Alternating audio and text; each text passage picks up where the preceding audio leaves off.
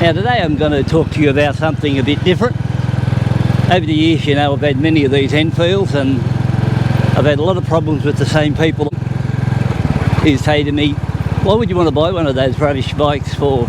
I really reckon now that I have got a good Enfield. And not only have I got one good one, I think I've got two good ones. And I think these new 2022 Classic 350s are the best Enfields I've been on. Now, I'm not saying it's any better than the Media or that, because the Media's running the same motor and I've never ridden a Media. But I've ridden all the other Enfields, so I know what they're like. And I still think my experience on these bikes is that these are the best ones they've made. My thoughts are these new 350s really do everything, and I think they're better in build quality. They're not bad in the price. They're a really nice little bike to ride. I mean, this one I'm on today, I've only done, I don't know, 34, 35 kilometres in a month. The other bike I've got, exactly the same, the Halcyon Grey, which is really a blue, I think I've ridden it now 2,300 kilometres. Now, if you're on the fence and you've been thinking about buying one of these, if you're buying one of the other bikes going back a year ago, it would have been a game of Russian roulette. You may have got a good one, but there's a very good chance you may have got a bad one. And I'd say more chance you get a bad one than a good one. But I do find both these new 350s, they classed out as 350 Reborn. Both of them about equal in ride, fit, finish, build quality. They're not like the old days where you bought one, bought another one, and maybe bought another one after that, and every bike was different. These are very uniform in the construction, how they run. There's just nothing much different to them compared to almost like a Jap bike build quality. And more importantly, the best thing of all for these bikes, virtually no vibes. They are very, very low on vibration. So I think if you're on the fence or you've had an Enfield before, this is really the bike to buy.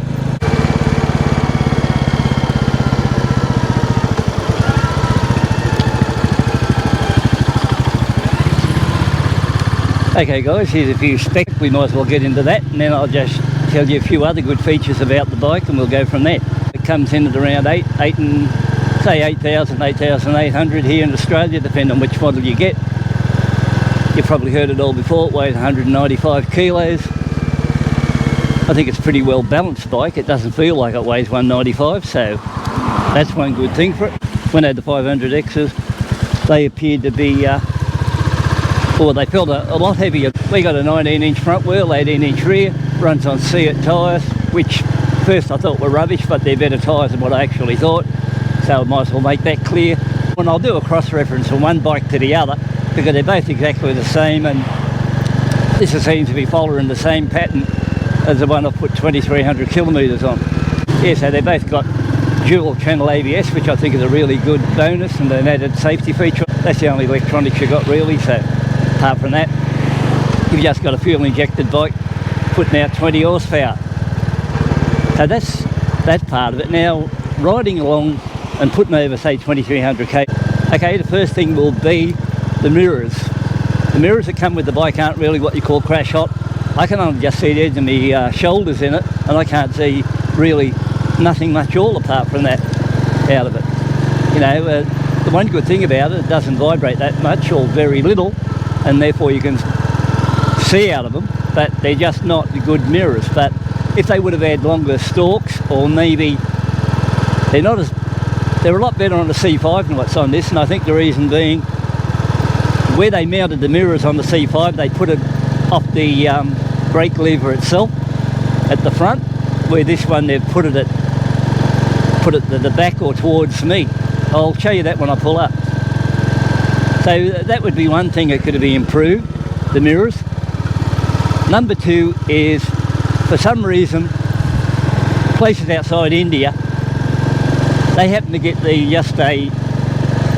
just a normal gear shifter where in India they get the heel toe shifter. I would have preferred the heel toe shifter because I reckon that goes better with the style of the bike. Well, the wife works with a Indian lass at work, and she contacted the parents over there in India, and they've arranged to have one sent over to me. So that's pretty cool. And I had one on the trials and actually liked it, and I think I'll like it on this one too. Now, if you say what's wrong with putting the trials heel toe shifter on this, the idea sounds all right, but it just won't fit. I tried that myself, different shaft size, different shape. It's got a lot going for it, it won't make it work. So you were better off just try to get on the one your own way. I tried several vendors in eBay and not one of them replied, or they did reply but they never ever got back to me, so that was a waste of effort too. The thing you're going to strike as a product is, chances are the gear shifter is going to interfere with your changing of the gears. And the reason being, when they've got to set up from the factory when they get here, they're at the wrong angle. So therefore the only way out of that is to come in and adjust your lever, and you think that's pretty straightforward, but it's not the case. You can try to undo it, and after that you just can't get it to turn up. But I'll show you what I did as far as the fix go to get it working right, and I'll leave a link in the description and you'll be able to check it out for yourself and just follow that guideline. You'll have no trouble whatsoever, and you'll be able to do it in, I don't know, 5 minutes. That won't take you long to do that. So get that part under the control, because as soon as you go in there, first thing you'll even notice, when you go to change gears, you'll either miss the gear shifter itself, and that's because of the odd angle it's on, and you've got to point your toe in towards the motor, or the other choice will be your boot won't get under it and you can't change gears. Now, the other thing I found, they've got a real spongy front disc brake, and it almost feels like it's not even working properly. Don't be concerned about that, because when you ride the bike for say 1,000 kilometres or somewhere around that effect, you'll find that it'll bead in nice, just like on the Halcyon Grey I've got. It'll bead in nicely, and you'll be right. You'll have no trouble at all applying the brakes, getting good bite on the brakes, and everything will be sweet.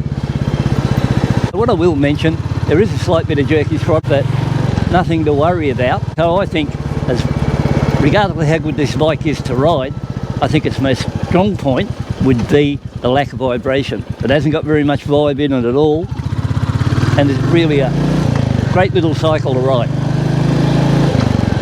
I reckon it'll be good once I run the bike in. I've only got, I've got about 40 kilometres on it now. I know, 53.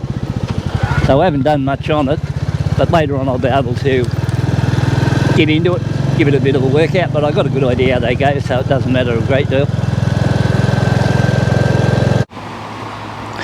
Okay guys, let's look at the mirror stalks. That's what I was pointing at on this new Classic 350. It's closest to the rider. If you were looking on the C5, it'd be sitting out here somewhere, so that means they'd be a little bit further away from you, and you'd probably see a little bit more vision when you looked out your rear view mirror, but no big deal there. Like I said, you could try a different set of mirrors, or if you want to, you could even go bar end mirrors, and that would sort that out. And I mentioned to you the brake was a little bit on the spongy side, but like when we look at the Classic 350 in the blue, it's sort of improved by the time we got to 1,000 kilometres, and it's got really good stuffers on it now, so you won't have any worries about brake side there. Or at it, we'll swing over and have a look at this gear shifter. When you look at the gear shifter here, you'll find that it's virtually dead level, so there's not much of a spot there to get your foot under.